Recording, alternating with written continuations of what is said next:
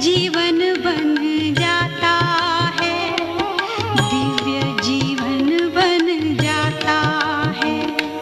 सद्गुणों के श्रृंगार से दिव्य जीवन बन जाता है, दिव्य जीवन बन जाता है। दिव्य गुणों के गुलदस्ते से जीवन महक जाता है, दिव्य गुणों के गुलदस्ते से जीवन महक जाता है।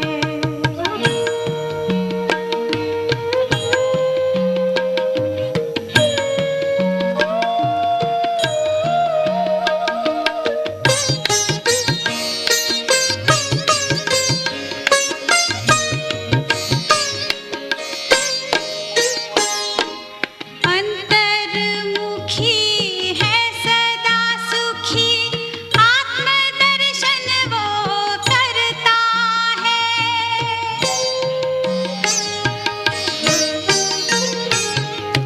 सर्वगुणों से संपन्न बनता, अनमोल रतन पाता है। उसी को होता प्रभु दर्शन, मंगल मिलन मनाता है, मंगल मिलन मनाता है। दिव्य गुणों के गुलदस्ते से जीवन महक जाता है, सद्गुणों के श्रृंगार से दिव्य जीवन बन जाता है, दिव्य जीवन बन जाता है। दिव्य गुणों के गुलदस्ते से जीवन महक जाता है।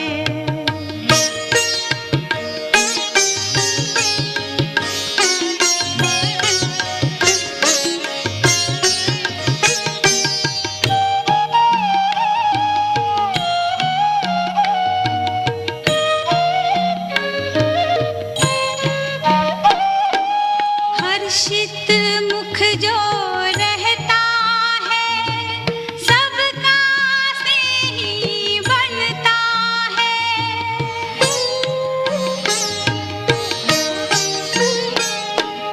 खुशियों से खिला रहता चेहरा, अतीन्द्रिय सुख वो पाता है। सहयोग सभी का मिलता, उसको प्रभु पसंद बन जाता है, प्रभु पसंद बन जाता है। दिव्य गुणों के गुलदस्ते से जीवन महक जाता है, सद्गुणों के श्रृंगार से दिव्य जीवन बन जाता है, दिव्य जीवन बन जाता है। दिव्य गुणों के गुलदस्ते से जीवन महक जाता है।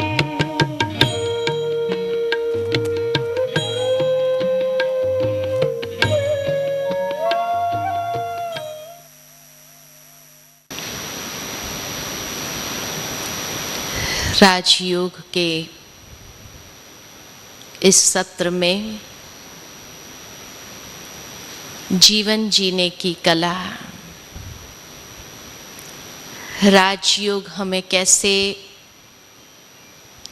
जीवन जीने की एक विधि बताता है, एक ऐसी कला सिखाता है कि जिससे मनुष्य जीवन में कई प्रकार की कमजोरियों के ऊपर हम स्वतः विजयी हो जाते हैं। जिस प्रकार किसी व्यक्ति के अंदर शारीरिक कमजोरी आ जाए तो वो कमजोरी के साथ जीना पसंद नहीं करेगा, क्योंकि उससे उसकी कार्य क्षमता क्षीण हो जाती है, उससे अनेक प्रकार की बीमारियों का शिकार होने की संभावना हो जाती है और व्यक्ति परवश हो जाता है, पराधीन हो जाता है। और आज की दुनिया में कोई भी व्यक्ति पराधीन होना नहीं चाहता है। हमेशा संकल्प में यही रहता है कि कैसे हम अपने जीवन में स्वाधीन रहे। शारीरिक रूप से जब ये जागृति है और इसीलिए व्यक्ति अपने को शारीरिक रूप से स्वस्थ रखने का नित्य प्रयत्न करता रहता है, इतना हेल्थ कॉन्शियस हो गया है कि कहीं कोई भी रूप से मेरे अंदर कोई भी कमजोरी नहीं होनी चाहिए। परंतु क्या इतना आत्मस्वरूप में जागरूक है कि हमारी आत्मा में भी कोई कमजोरी नहीं होनी चाहिए? ये जागृति कितनी है? क्योंकि आज मनुष्य आत्माएं जो है वो बहुत कमजोर होती जा रही है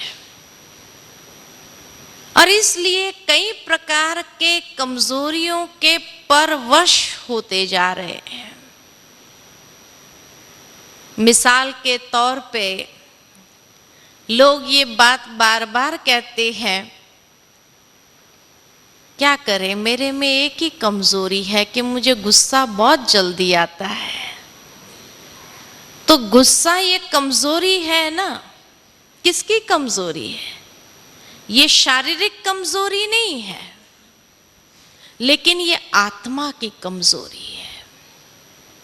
और जब ऐसी कमजोरियों के वश हो जाता, चाहे वो गुस्सा हो, ईर्ष्या हो, द्वेष हो, नफरत हो, अभिमान हो, इन कमजोरियों के वश जब होने लगता है तो उसका जीवन भी क्या हो जाता है? परवश, पराधीन। और इसीलिए जीवन के अंदर भी एक बेचैनी का अनुभव करता है। तभी तो हम भगवान को याद करते हैं और बार बार भगवान से प्रार्थना में यही कहते हैं कि हे प्रभु मुझे शक्ति दो। कौन सी शक्ति चाहिए? बाहुबल की? किसी से लड़ाई करने की? नहीं, आत्मशक्ति। क्योंकि आत्मशक्ति अगर होगी तो हम ये कमजोरी के ऊपर विजयी हो सकेंगे और ये कमजोरी को सदा के लिए अपने जीवन से अलविदा कर देंगे। और उसके बाद जीवन कितना सुगंधित हो जाएगा, क्योंकि जहां शक्ति है वहां कमजोरी नहीं तो वहां सद्गुण है। और सद्गुणों की खुशबू जीवन को कितना खुशबूदार बना देती है। तो ये शक्ति हमें नित्य अपने जीवन में चाहिए और उसकी चाहना हर इंसान को रहती है। लेकिन वो कौन सी शक्तियां हैं? मुख्य रूप से ऐसी कौन सी शक्तियां हैं कि जो शक्ति होने से बाकी सब शक्ति अपने आप आ जाती है, सद्गुण अपने आप आ जाते हैं और कमजोरी खत्म हो जाए?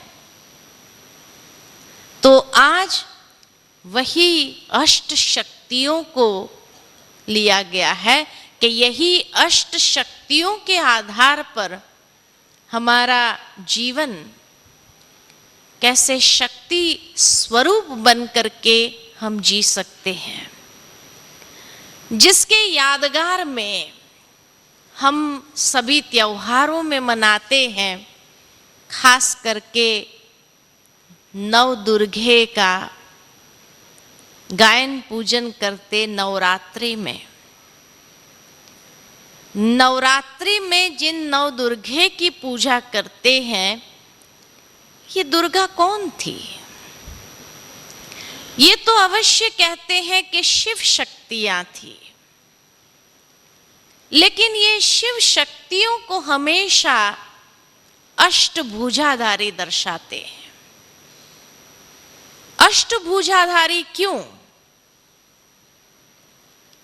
और दूसरी ओर रावण को हमेशा 10 शीश वाला दिखाते हैं।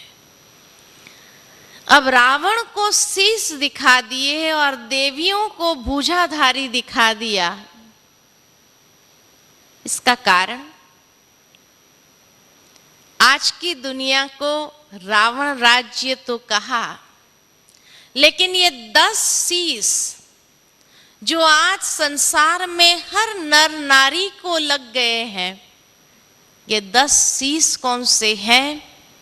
अहंकार का शीश लगा है। जब भी व्यक्ति के अंदर अभिमान आ जाता है तो क्या कहा जाता है? अभिमानी व्यक्ति को क्या कहते हैं?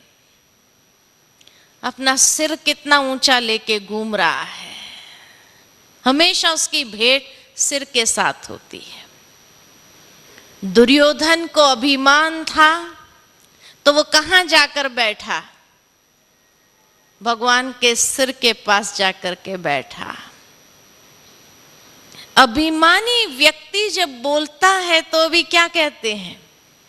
कितना सिर चढ़े बोलता जा रहा है। तो अहंकार का प्रतीक सिर है, और जहां अहंकार की कमजोरी आ गई जीवन के अंदर, तो वो जड़ है अनेक कमजोरियों को ले आने के लिए। ये एक एक सिर जो दिखाए हैं, ये एक एक सिर, एक एक कमजोरी व्यक्ति के अंदर, तो बीच में अहंकार, और जहां अहंकार है वहां काम, क्रोध, लोभ, मोह, नफरत, ईर्ष्या, द्वेष, छल, कपट, ये सब आ जाता है। इसलिए नर नारी के अंदर ये 10 कमजोरी आज के संसार में है। इसीलिए गृहस्थ जीवन में भी क्या हो रहा है? जहां 10 और 10, 20 सिर टकराते हो तो क्या होता है? दोनों अगर अहंकार सिर चढ़े बोल रहे हो तो क्या होता है? इसलिए आज गृहस्थ टूटते जा रहे हैं, परिवार टूटते जा रहे हैं, क्योंकि जहां कमजोरी है, जैसे व्यक्ति को शारीरिक कमजोरी भी अति हो जाए तो चलना भी मुश्किल हो जाए उसका, और भीतर से व्यक्ति टूटने लगता है। ठीक इसी प्रकार आज हर एक व्यक्ति इतना डिप्रेशन में क्यों जा रहा है? क्योंकि अहंकार की कमजोरी उसको कहां ले जाएगी? नेगेटिव थिंकिंग में, और जितना अधिक नेगेटिव थिंकिंग होगा उतना ही तो टूटेगा। इसलिए टूटता जाता है। तो फिर नेगेटिव थिंकिंग को जब रोक नहीं पाता है तो डिप्रेशन का शिकार हो जाता है। उसी के लिए ही ये यादगार हमारे सामने अष्टभुजाधारी देवियों का है कि क्यों नहीं हम ये आसुरी वृत्तियों को खत्म करने के लिए 8 भुजाओं को विकसित करें। शक्ति का प्रतीक भुजा है। कभी भी किसी व्यक्ति की मदद चाहिए तो क्या कहते हैं? भाई जरा हाथ बटाओ। तो भुजा जो है शक्ति का प्रतीक है। तो देवियों को अष्टभुजाधारी अर्थात के 8 भुजाओं जितनी शक्ति आत्मा में थी। आत्मा की विशेषता को शारीरिक स्वरूप में प्रदर्शन किया है। बाकी सचमुच कोई ऐसी व्यक्ति नहीं होती है जो सचमुच 8 हाथ वाली व्यक्ति हो, नहीं। इतनी आत्मा शक्तिशाली थी। तो ये 8 भुजा में इसीलिए एक एक अलंकार दिखाए हैं, शस्त्र दिखाए हैं। ये शस्त्र माना ये नहीं कि देवियां कोई हिंसक थी, नहीं, परंतु उनमें ऐसी शक्ति थी, एक एक शस्त्र का भी प्रतीक है उस शक्ति का, कि उस शक्ति से कौन सी कमजोरी के ऊपर उन्होंने विजय पाई और किस तरह ये संसार को आसुरी वृत्तियों से मुक्त किया, उसका प्रतीक है। तो वो है अष्ट शक्तियां। वो अष्ट शक्तियां कौन सी है? अष्ट शक्तियां हैं जो आज के युग में बहुत आवश्यक है, और उसमें सबसे प्रथम शक्ति है सहन शक्ति, सहनशीलता उसको कहा। चित्र के अंदर हम देख सकते हैं कि बच्चे वृक्ष को पत्थर मार रहे हैं और वृक्ष रिटर्न में फल दे रहे हैं। जिस वृक्ष के ऊपर फल होते हैं वो सदा फैला हुआ और झुका होता है, और जिस वृक्ष के ऊपर फल होते हैं उन्हें ही पत्थर मिलते हैं। जिस वृक्ष के ऊपर फल ही न हो, कौन उसको पत्थर मारने जाएगा? संसार में सहन किसको करना पड़ता है? किसको सहन करना पड़ता है? जिसके पास फल है उसको ही सहन करना पड़ता है। लोग उसको पत्थर मारते हैं, क्यों? क्योंकि उनको फल चाहिए। आपके पास जो अच्छाई है वो उनको चाहिए, तो वो प्रदान करो ना। जो वो आपको इतना सम्मान दे रहे हैं, उनके पत्थर मारने में भी सम्मान है कि वो आपसे ये कह रहे हैं कि मेरे पास तो कोई फल नहीं है, आप कम से कम अपने पास जो फल है वो तो हमें दो। तो कितना सम्मान मिला? उनके पत्थर मारने में भी सम्मान किसका हुआ? आपका सम्मान है ना। तो इसलिए सहन उसको ही करना पड़ता है जिसके पास फल है, और वो फल देता है जब, उसमें उसको खुशी है। वो फल स्वयं के लिए नहीं है। बहुत सुंदर वो भजन की लाइन याद आती है, पेड़ न खाते कभी अपना फल, नदियां न पीती कभी अपना जल, है ना। तो ये फल तो है ही दूसरे के लिए ना। तो जब सामने वाले आपको इतना सम्मान दे रहे हैं तो क्या करना चाहिए? वहां तक एक लकड़हारा जो लकड़ा काटने जा रहा है, जिस पेड़ को काटने जा रहा है, वो पेड़ पहले उसको छाया देता है, और छाया देकर इतना उसके ऊपर उपकार करते हैं कि उसको कोई भी प्रकार से धूप न लगे। तभी उसका चरित्र इतना निखरता है। कुदरत के अंदर जितने भी भगवान ने ये सुंदर चीजें बनाई है, मनुष्य के अलावा भी, हर एक से कुछ न कुछ हमें सीखने को मिलता है। सहनशीलता कहा जाता है। सहनशीलता ये शब्द 2 शब्द से बना है, सहन वत्ता शील। शील माना चरित्र। जो व्यक्ति सहन करता है उसका चरित्र हमेशा निखरता है। जितने भी दुनिया में महान आत्माएं हो गए ना, उनकी महानता का आधार क्या था? सहनशीलता। तभी तो वो महान आत्मा कहलाए। महात्मा बुद्ध के जीवन की बात याद आती है कि एक व्यक्ति आकर उसको खूब गाली देने लगा। खूब गाली देने के बाद फिर भी महात्मा बुद्ध बिना हिले अपने ध्यान में ही बैठे थे। वो व्यक्ति ने नजदीक जाकर पूछा, आपने सुना मैंने क्या कहा? महात्मा बुद्ध ने कहा, भाई तेरे पास जो कुछ भी था वो तूने दिया मुझे, लेकिन तेरी एक भी चीज मेरे काम की तो थी नहीं, मैंने लिया ही नहीं। आप किसी को कोई कुछ दो और वह न ले तो किसके पास रहेगी? स्वयं के पास ही रहेगी। तो तुमने जो कुछ भी मुझे दिया मेरे काम की तो एक चीज नहीं थी, इसलिए मैंने तो लिया ही नहीं, तो किसके पास रही? उसी के पास। जब उस व्यक्ति को ये पता चला कि अरे घंटों भर से मैं स्वयं को ही गाली दे रहा था, तो महात्मा बुद्ध के सामने झुक गया, अनन्य शिष्य बन गया।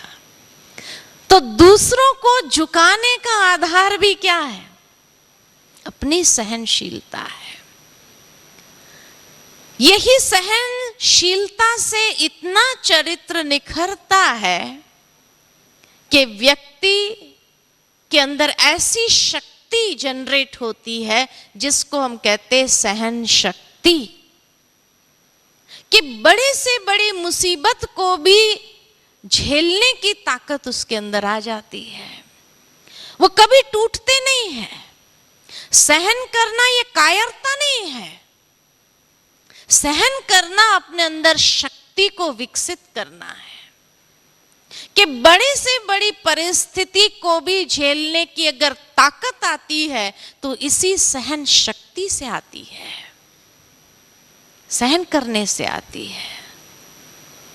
कई ऐसे उदाहरण हमें देखने को मिलते हैं हिस्ट्री में भी कि व्यक्ति के सामने कितनी बड़े से बड़ी परिस्थिति आई। आज कई लोग कहते भी है ऐसी परिस्थिति अगर हमारे सामने आए ना तो हम तो कब के खत्म हो जाए। लेकिन वो लोग ने कैसे पार किया? चाहे वो मीराबाई थी, चाहे वो कोई भी था, लेकिन किस प्रकार उन्होंने हर प्रकार की मुसीबतों को कैसे पॉजिटिव एटीट्यूड धारण करते हुए उसको देखा, और उसके बावजूद भी उनको गुस्सा नहीं आया। लेकिन ये शक्ति को विकसित करने का आधार क्या है? कुछ गुणों की आवश्यकता है। बेसिक में कुछ वैल्यूज होते हैं इंसान में, जो वैल्यूज अगर है तो ये शक्ति को विकसित करना कोई बड़ी बात नहीं है। दो वैल्यूज है आधार में, एक है प्रेम और एक है क्षमा भाव। आज एक मां बच्चे की हर हरकत को सहन कर सकती है। कैसे? क्योंकि प्रेम है तो क्षमा कर देती है और सहन करना उसके लिए आसान हो जाता। उसको कोई ये नहीं लगता है कि मुझे अपने बच्चे की हर हरकत सहन करनी पड़ रही है, नहीं, खुशी खुशी से करती है। बच्चे की बुराई को कहीं भी जाकर वर्णन तक नहीं करती है, क्योंकि इतना प्रेम है तो उसकी हर कमजोरी को भी वो क्षमा कर सकती है और समा लेती है।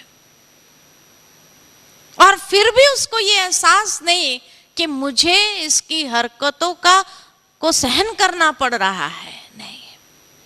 और वहीं अगर कोई और हो तो कहते कितना सहन करना पड़ता है हमको। किसी और के बच्चे को साथ में रखा हो, वो थोड़ी भी हरकत अगर करता है बचपने के कारण तो कहते इसका बहुत सहन करना पड़ता है हमको। प्रेम नहीं तो क्षमा भी नहीं कर सकता, तो छोटी बात भी बड़ी महसूस होने लगती और इसलिए सहन शक्ति नहीं आती है। इवन जीसस क्राइस्ट ने भी क्रॉस के ऊपर चढ़ गए। क्रॉस पर चढ़ने से पहले कितनी टॉर्चरिंग को सहन किया, और उसके बावजूद भी यही कहा कि हे प्रभु आप इन्हें क्षमा कर देना। कितना प्यार! जो प्रेम और सत्यता का संदेश उन्होंने जग को दिया, उसका प्रत्यक्ष में खुद पहले धारण किया, कि उतना प्रेम दर्शाया कि हर एक टॉर्चर करने वाले के प्रति भी क्षमा भाव। तो सहन करना आसान हो गया। तो सहन शक्ति अगर अपने अंदर विकसित करनी हो तो प्रेम और क्षमा भाव लिमिटेड रूप में नहीं, अनलिमिटेड रूप में चाहिए। क्योंकि अगर ये नहीं होगा तो कौन सी कमजोरी हमारे ऊपर हावी हो जाएगी? क्रोध रूपी दुर्जय शत्रु हमारे सिर पर सवार होके बोलना आरंभ कर देगा। प्रत्यक्ष में रामायण के अंदर देखते हैं कि श्री राम ने जब शिव धनुष को तोड़ा और उसकी झनकार ऐसी थी कि परशुराम जी हिल गए, और परशुराम जी एकदम क्रोधित होकर के सामने आ गए। इतने क्रोधित स्वरूप में थे, परंतु श्री राम ने जो प्रेम की प्रतिमूर्ति और क्षमा भाव, किस तरह उनको वश किया। कितना वो क्रोध में आकर के उलट पुलट बोलने लगे, लेकिन श्री राम ने मधुर शब्दों के साथ उनकी हर बात को सहन करते हुए एकदम मधुरता से उनको जीतना चालू किया कि परशुराम जी, आपका नाम परशुराम है, मैं तो सिर्फ श्री राम हूं, सिर्फ राम। मेरा नाम तो कितना छोटा है, मैं तो आपसे कितना छोटा हूं। और ऐसे करके निर्माणता के आधार से उनको जीत लिया और एहसास करा दिया अपने अस्तित्व का मधुर शब्द से। कायरता नहीं थी उस सहन शक्ति में, लेकिन अपना स्वरूप परशुराम जी जैसे को भी एहसास करा दिया कि मैं कौन हूं। और वो साक्षात्कार कोई दूसरे रूप में नहीं कराया, लेकिन अपने वर्तमान चेहरे द्वारा ही उस साक्षात्कार का प्रत्यक्ष स्वरूप दर्शा दिया। और वो परशुराम जी भी झुक करके नमन करके चले गए। तो जहां प्रेम और क्षमा भाव है, वहां क्रोध रूपी दुर्जय शत्रु के ऊपर विजय प्राप्त कर सकते हैं। कई लोग आज हमें पूछते हैं, बहन जी ओम शांति में ऐसा कोई मंत्र है जो गुस्सा ही ना आए? है ना मंत्र, लेकिन पहले तो इतना प्रेम स्वरूप क्षमा का स्वरूप बनना पड़े, तभी तो बड़े बड़े महान आत्माओं ने भी इसी के ऊपर अपने प्रचार किए। चाहे वो महावीर स्वामी थे, किस पर उनके प्रचार रहे? क्षमा भाव, क्षमापना बहुत बड़ा गुण है। उससे बड़ी से बड़ी परिस्थिति को सहन करने की शक्ति भी हमारे अंदर आ जाती है। सहन कर लिया, ये तो महानता होती है। कई बार कई के अंदर गुस्सा नहीं आता है और सहन कर लेते हैं, लेकिन उसके साथ साथ दूसरी शक्ति भी जरूरी है, और वो है समाने की शक्ति। जैसे एक समुद्र है, अनेक नदियों का किचड़ा वाला पानी भी समाता जाता है। समुद्र कभी मना नहीं करता है कि तेरा किचड़ा मेरे अंदर नहीं डाल, नहीं, समाता जाता है। लेकिन किचड़े को समुद्र खुद भी अपने पास नहीं रखता है। क्या करता है? अपने लहरों के द्वारा किचड़े को बाहर फेंक देता है, और ऐसी भारी चीज होती है उसको भूगर्भ में समा लेता है। ठीक इसी प्रकार कई बार कई लोग सहन कर लेते, ये तो उसकी महानता है, लेकिन समा नहीं सकते हैं। तो भी बड़ी गड़बड़ कर देते हैं। समाने की शक्ति भी इतनी ही महत्व रखती है।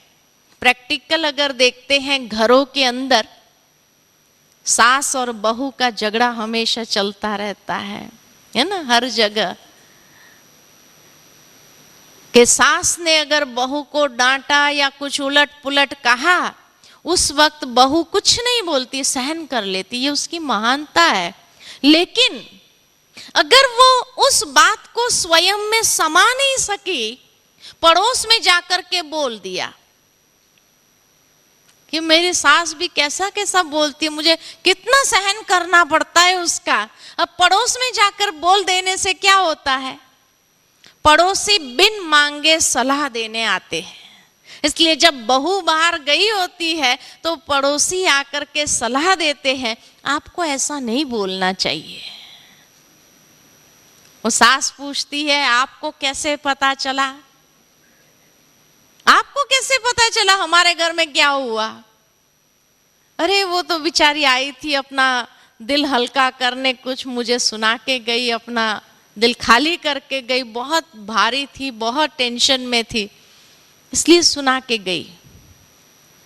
ठीक है। और उस समय पड़ोसी जाने के बाद जैसे ही बहू घर में आएंगी तो क्या होगा, क्या होगा? हाँ? आग में घी बराबर हो जाता है ना। तो सहन कर लेना काफी नहीं है। सहन कर लिया, लेकिन अगर समाया नहीं, अपनी घर की बात बाहर की,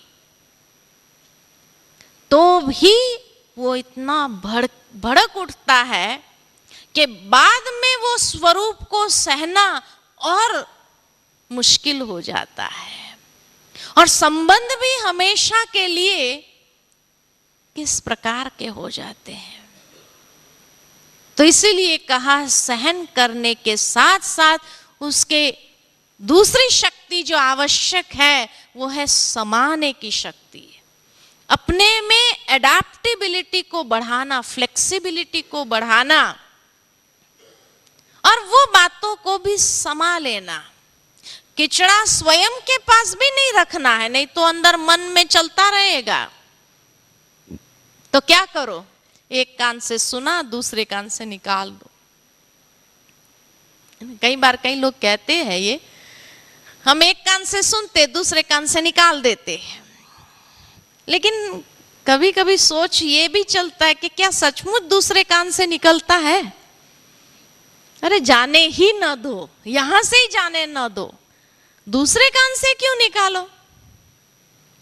क्योंकि जो बात यहां से गई, बीच में दिमाग है, वहां मंथन होता है। अच्छा उसने ऐसा कहा मुझे, अब मौका देखना पड़ेगा, तब बदला लेंगे हम भी उसका, हम भी सुना देंगे उसको, है ना। तो मंथन होता है, और इतना मंथन होता है कि वो यहां से कभी नहीं निकलता है, वो यहां से निकल जाता है। और जब यहां से निकल जाता है, बाद में जब परिस्थिति इतनी कठिन हो जाती है तो क्या कहते, क्या करे उस समय, इतना गुस्सा जो आ गया, सहन नहीं हुआ मेरे से भी, तो मैंने भी कह दिया, जबान सरक गई। अब जबान सरक गई यानी अंदर समा नहीं सके तो निकल गया। इसलिए कोई भी चीज यहां से ही जाने ही ना दो, सुना अनसुना कर दो, सुना ही नहीं। ये वृत्ति, अगर किचड़ा है, किचड़ा सुनो ही नहीं, क्योंकि किचड़ा अंदर जाएगा तो किचड़े का मंथन जब होगा तो बदबू तो आएगी कि नहीं आएगी? बदबू तो आनी ही है। लेकिन तब भी कई बार कई लोग कहते हैं, लेकिन क्या करें, वो झूठ बोलते हैं ना, तो सहन नहीं होता है। कितनी बार आखिर सहन करेंगे? 10 बार तो किया, फिर 11वीं बार तो बोलना ही पड़ेगा ना। लेकिन सोचने की बात है कि 10 बार जो सहन किया वो हम खुद ही जानते कि मैंने सहन किया, और 11वीं बार जो बोलना शुरू किया वो 10 को दिखाई देता है। तो लोग क्या कहते, इतनी बात भी उससे सहन नहीं होती है, माना 10 बार सहन किया हुआ पर पानी फिर गया और इतनी बात भी सहन नहीं हुई उससे। कैसी है ये बहन? और इस प्रकार से जब समाज के अंदर बातें आरंभ होती है तो वो सहन होंगी फिर आपके व्यक्तित्व को लेकर के। तो एक कमजोरी से भी कितना जीवन के अंदर उसका नुकसान भोगना पड़ता है, कितनी तकलीफें उठानी पड़ती है, कितनी कमजोरियां का शिकार होना पड़ता है। इसलिए कहा कि सुनो ही नहीं, पिछड़ा जाने ही न दो। क्योंकि कई बार तो लोग जाकर के पड़ोसी को अगर सुनाते भी है ना तो भी कहते ये मेरे मन की बात मैं आपको सुना रही हूं, आप किसी को बताना नहीं। लेकिन सोचने की बात है कि मेरे घर की बात, मेरे जीवन की बात मैं अपने पेट में नहीं समा सकी तो क्या गारंटी है कि पड़ोसी मेरी बात समाएगा? वो समझ सकता है। मेरी बात मैं अपने पेट में नहीं समझ सकी तो पड़ोसी मेरी बात कैसे समाएगा? इतनी शक्ति उसके पास होगी क्या आज के युग में? मेरी अपनी बात मेरे 32 दांतों के बीच से भी निकल जाती है तो क्या गारंटी है कि मेरी बात उसके 32 दांतों के बीच से न निकले? है कोई गारंटी? इसलिए आप कितना भी किसी को अपना नजदीक का समझते हो तो भी ये निकलनी तो है ही है, क्योंकि दूसरे की बात को कोई हजम कर पाए बहुत मुश्किल है। जैसे दूसरों को जब कमजोरी आ जाती है तो खून चढ़ाते, लेकिन वो खून भी हजम तो होना चाहिए, तब तो ये होगा। तो इस प्रकार कितना भी कोई नजदीक का क्यों ना हो लेकिन उसकी बात हजम भी तो कर सको। तो समाने की शक्ति विकसित करने के लिए कौन से गुण की आवश्यकता है? आज सागर समाता कब है? जब उसके अंदर 2 गुण है तब समा सकता है। पहला गुण गंभीरता और दूसरा गुण विशालता। हम भी समाने की शक्ति, कोई क्या भी बोल के जाए लेकिन समा तभी सकते हैं जब जीवन में गंभीरता होगी और हृदय की विशालता होगी। अगर हृदय की विशालता नहीं, गंभीरता नहीं तो इधर कहा और इधर निकला, तुरंत निकलने लगता है। अरे अभी वो आकर के सुना करके गई, ऐसा हुआ ऐसा हुआ ऐसा हुआ। और उससे क्या कौन सी कमजोरी आ जाती है? जब हमारे अंदर गंभीरता की कमी है, जब हमारे अंदर समाने की शक्ति नहीं है और जहां तहां बोलना आरंभ करते हैं तो कौन सी कमजोरी आती है? ईर्ष्या। ईर्ष्या प्रकट होती है। लेकिन समाने की शक्ति है, गंभीरता है, विशालता है तो ईर्ष्या के ऊपर विजय प्राप्त कर लेते हैं। क्योंकि आज की दुनिया के अंदर ये ईर्ष्या की कमजोरी भी बहुत जगह देखने को मिलती है। जैसे ही किसी की बात का पता चला उस बात को तोड़ मरोड़ करके क्या करते हैं? ईर्ष्या अगर है उसके प्रति तो उसका बदला लेने का प्रयत्न करते हैं। इसलिए ईर्ष्या से कई बार कईयों को नुकसान पहुंचाने का प्रयत्न करते हैं। लेकिन आज एक बात मैं आपको यहां कहना चाहती हूं। कई बार कई लोग कह देते हैं कि हमें किसी के लिए ईर्ष्या नहीं है, लेकिन लोगों को हमारे लिए ईर्ष्या बहुत है ना। तो जब दूसरों को हमारे लिए ईर्ष्या है तो कितना उलट पुलट बोलते रहते, कहां तक सहन करे, कैसे समाये उसको? सोचने की बात है कि जो भाग्य मेरा है वो भाग्य किसने बनाया? हमने बनाया ना। हमारा जो भाग्य है जिसके कारण लोगों को ईर्ष्या होती, भाग्य देख करके ईर्ष्या होती है। किसी को कुछ ज्यादा मिला होगा तो उस भाग्य को देख करके ही लोगों को ईर्ष्या होती है ना। अब जिसको भी भाग्य मिला है, मुझे जो भाग्य मिला है कैसे मिला है? मेरे कर्मों से मिला है। कर्म से ही भाग्य बनता है ना। तो कर्म से मुझे वो भाग्य मिला, अब दूसरे को अगर ईर्ष्या आई उस भाग्य के लिए और उलट पुलट बोलना चालू किया, तो क्या उसके बोलने से मेरा भाग्य बदल जाएगा?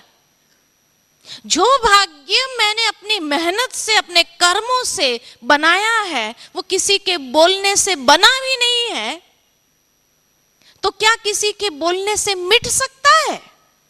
कभी नहीं मिट सकता है। लेकिन मिटाने की शक्ति अगर है तो किसके पास है? उसके पास नहीं है। इवन भगवान भी मेरे भाग्य को मिटा नहीं सकता है। तभी तो कई बार कई शास्त्रों में ये सुनते हैं, पढ़ते हैं कि जब कोई असुर भी तप कर लेता था, किसी देवता का तप कर लिया, ब्रह्मा जी का तप कर लिया, विष्णु का तप कर लिया, और विष्णु जी प्रसन्न हो करके कहा मांगो जो वरदान मांगना है। ब्रह्मा जी ने कहा मांगो जो वरदान मांगना है, और उन्होंने जो मांगा, इतना तपस्या करने के बाद वो फल जब मिला उनको, और वरदान भगवान ने दे दिया उनको, ब्रह्मा जी ने वरदान दे दिया, विष्णु जी ने वरदान दे दिया। वरदान देने के बाद जब असुर उस वरदान का गलत उपयोग करने लगता है, तो ब्रह्मा जी भी क्या कहते हैं, मैं भी उसको मिटा नहीं सकता हूं, दे दिया वरदान। अब किसी ऐसी शक्ति को प्रकट होना पड़ेगा जो उस वरदान के सामने मुकाबला करे और उस वरदान को खत्म कर सके। यानी जो भाग्य मैंने अपने कर्म से, एक तपस्या से बनाया है, उसको मिटाने की शक्ति स्वयं भगवान में भी नहीं है। लेकिन अगर उसको मिटा सकता है तो एक ही व्यक्ति मिटा सकता है, और वो है मैं स्वयं। क्योंकि मैंने बनाया है अपनी तपस्या से, तो मिटा सकती हूं, तो मैं ही मिटा सकती हूं। कैसे मिटा सकती हूं? कि जब किसी ने नेगेटिव बोला, मेरी टांग खींचना शुरू किया, तो उसके बोलने से नहीं मिटता है, लेकिन उसके प्रति जो मेरे नेगेटिव विचार चलते हैं, मन के अंदर बदला लेने की भावना आती है, और उस भावना को मैं क्रियान्वित करती हूं, तब मैं अपने भाग्य को लकीर लगाना शुरू करती हूं। अन्यथा किसी इंसान के पास ताकत नहीं है मेरे भाग्य को मिटाने की। उस भाग्य को अगर मिटा सकती हूं तो मैं स्वयं जब नेगेटिव सोच करके, नेगेटिव बोल करके, नेगेटिव कर्म करके उस भाग्य को लकीर लगाती हूं। तो हमको लगता है इसके बोलने से लकीर लगा, उसके बोलने से लकीर नहीं लगा, लेकिन उस वक्त मेरी भावनाएं जो नेगेटिव हो गई, वो भावनाओं ने, वो विचारों ने, वो कर्म ने उसको लकीर लगाया। इसलिए कहा, बाकी मेरे भाग्य को मिटाने की ताकत अगर भगवान में नहीं है तो इंसान में क्या है। इसलिए अगर किसी को आपके लिए ईर्ष्या आती हो तो क्या करो? परवाह ही नहीं करो, उसकी परवाह ही नहीं करो, क्योंकि वो आपके भाग्य को मिटा ही नहीं सकते। कितना भी बोलना है बोल लेने दो, वो कभी नहीं मिटा सकते। हर एक का भाग्य अपने हाथों में है। इसलिए कहते भाग्य हमारी मुट्ठी में है। मुट्ठी में ना, इसी से कर्म किया और कर्म से भाग्य बनाया है। तो ईर्ष्यावश कोई किसी के भाग्य को खत्म नहीं कर सकता है। तो निश्चिंत रहो ना, क्यों तो चिंता करते हो, इसने ऐसा बोला, इसने ऐसा बोला, मेरे भाग्य को। अरे कोई नहीं लकीर लगाएगा, आप निश्चिंत रहो, कोई कुछ नहीं कर सकता है। अगर उस भाग्य को खत्म कर सकते सिर्फ आप, आपके सिवाय कोई नहीं। तो इस अंडरस्टैंडिंग से, ये गंभीरता जब इंसान के अंदर आ जाती है, तो उससे ईर्ष्या रूपी शत्रु के ऊपर हमारी विजयी हो जाती है। न हम ईर्ष्या करते हैं, न किसी के ईर्ष्या के हम शिकार बनते हैं, क्योंकि अंडरस्टैंडिंग कि अगर हमें भी ईर्ष्या आई तो भी हम किसी के भाग्य को मिटा ही नहीं सकते, इतनी ताकत ही नहीं है। क्यों हम अपना समय वेस्ट करें, अपनी शक्ति को वेस्ट करें, और अपना जो प्रारब्ध है उसको भी गंवाएं। इसलिए ये अंडरस्टैंडिंग से ईर्ष्या के ऊपर विजय प्राप्त करना सहज हो जाता है। उसके साथ साथ तीसरी शक्ति है परखने की शक्ति। जैसे एक जवेरी होता है, वो एक एक हीरे को परखता है, इस हीरे के अंदर कितने दाग है, क्या है, इसकी वैल्यू क्या है, इसमें कितने इमिटेशन वाले हीरे हैं, नकली हीरे हैं, वो सब परख सकता है, क्योंकि उसके पास एक नॉलेज है हीरे की। उस नॉलेज के आधार पर वो उस हीरे को परख करके उसकी कीमत बता सकता है। लेकिन एक साधारण व्यक्ति जिसको हीरे की नॉलेज ही न हो, नकली हीरे का हार देख करके उसकी चमक दमक को देखकर क्या समझेगा, वाह असली हीरा मिल गया, असली हीरे का हार मिल गया, कि नॉलेज नहीं है ना। तो नकली को भी असली समझ लेता है, परख नहीं है। और आज की दुनिया में सक्सेसफुल होने के लिए पहचान होना आवश्यक है, क्योंकि आज दुनिया में भी कई लोगों के चेहरे पर नकली मुखौटा लगा हुआ है। बाहर से तो बड़ी सफाई वाली बातें करते, लेकिन अंदर में मैलापन होता है। तो उसको परखना, उस मुखौटों के अंदर से उसको देखना, उसकी भावनाओं को पहचानना, तो कितनी परख शक्ति चाहिए। क्योंकि ये परख शक्ति अगर नहीं है तो बात बात में धोखा खाने की संभावना संपूर्ण है, और हर पग पग पर धोखा मिलेगा। आज दुनिया में कई लोगों को धोखे पर धोखा मिलता है, क्यों? परख शक्ति नहीं। आज सीता जी को रावण उठा के ले गया, क्यों? क्योंकि परख नहीं हुई कि ये साधु के वेश में कौन है।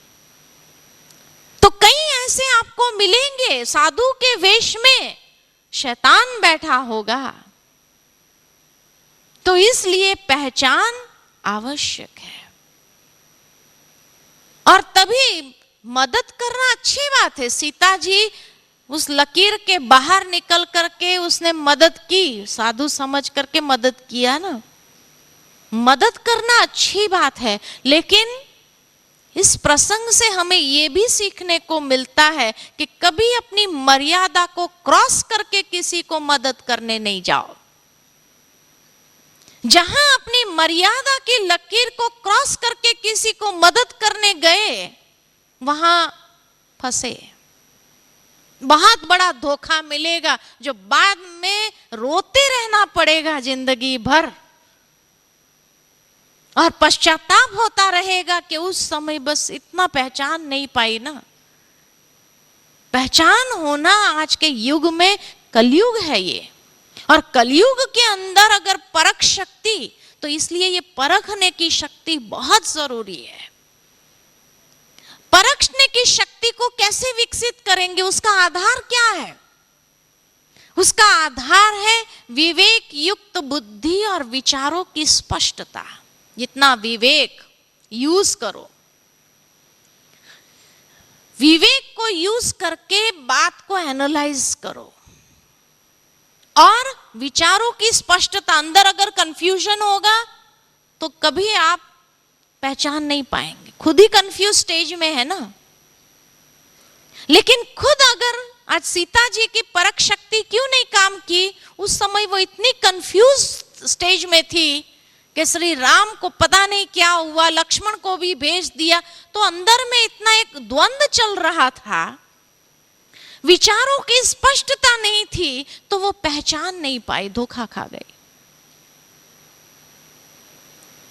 इसी तरह सबसे पहले धोखा तो उसको तब मिला जब सोने हिरण को पहचान नहीं सकी, कि आज की दुनिया में विवेक नहीं चला कि आज की दुनिया में ऐसा हिरण कभी हो सकता है, सोने की खाल वाला।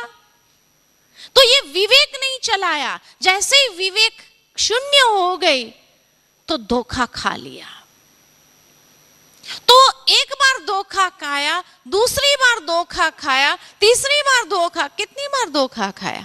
दूसरी बार जब मारीच ने जोर से पुकारा, हे राम बचाओ, लक्ष्मण बचाओ, लक्ष्मण बचाओ, जब राम ने तीर मारा उसको, तो मरते मरते भी उसने कहा लक्ष्मण बचाओ, तो वो आवाज को पहचान नहीं सकी।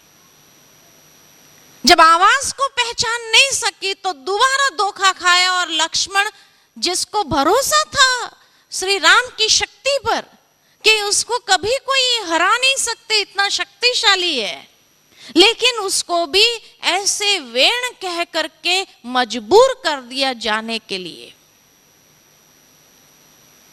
तब वो फंसी। इसलिए कहा पहला धोखा हिरण, दूसरा धोखा आवाज पहचान नहीं पाई, तीसरा धोखा कि रावण को भी पहचान नहीं पाए। तो धोखे पर धोखा मिलता गया, इसलिए शिकार हुई। कोई पहले धोखे में ही शिकार हो गई ऐसा नहीं। सोनी हिरण को अगर पहचान लेती कि ऐसी चीज इस संसार में हो ही नहीं सकती, ये कोई ना कोई धोखा है नजरों का, तो बच जाती थी। क्यों श्री राम को अपने से अलग करती ही थी वो। सोनी हिरण आज की दुनिया में कौन सा है? भौतिकवाद। कभी कभी इंसान भी भौतिकवाद की चाहना लेकर के दौड़ लगाता है और उसमें धोखा खाता। हमें पड़ोसी के पास ये चीज आया, हमको भी ये चाहिए ना, हमको भी ये चाहिए ना, तो ये भौतिकवाद की चाहना। सीता ने सोनी हिरण की चाहना क्यों? सोनी हिरण माना भौतिकवाद की चाहना उसको हुई जंगल में।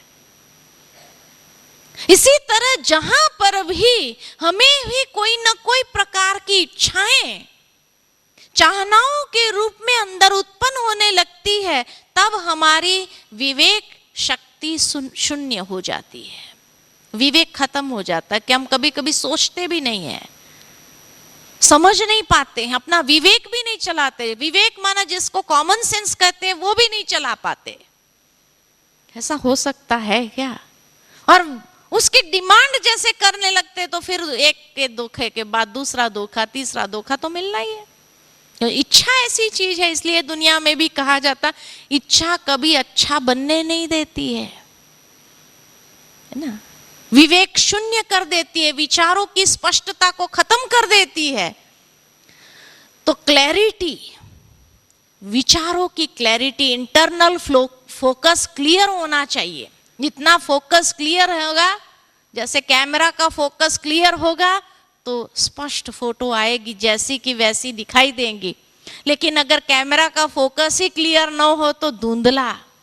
तो जीवन में अगर अंतर्दृष्टि स्पष्ट नहीं है तो पहचानने की आंख धुंधली है तो स्पष्ट हो ही नहीं पाता है। और उसके कारण कौन से कमजोरी के शिकार हो जाते हैं? मोह के शिकार, लगाव का शिकार। कहा ना, भौतिक चीजों के साथ का जब लगाव, वो मोह जागृत होता है, ये तो होना ही चाहिए, ये तो मेरे पास होना ही चाहिए, ये तो मेरे पास होना, ये मोह। तो मोह क्या चीज होती है? वो हमारे विवेक को शून्य कर देती है। उस मोह में आकर के इंसान स्पष्ट देख नहीं पाता है, सोच नहीं पाता है, इसीलिए धोखे का शिकार हो जाता है।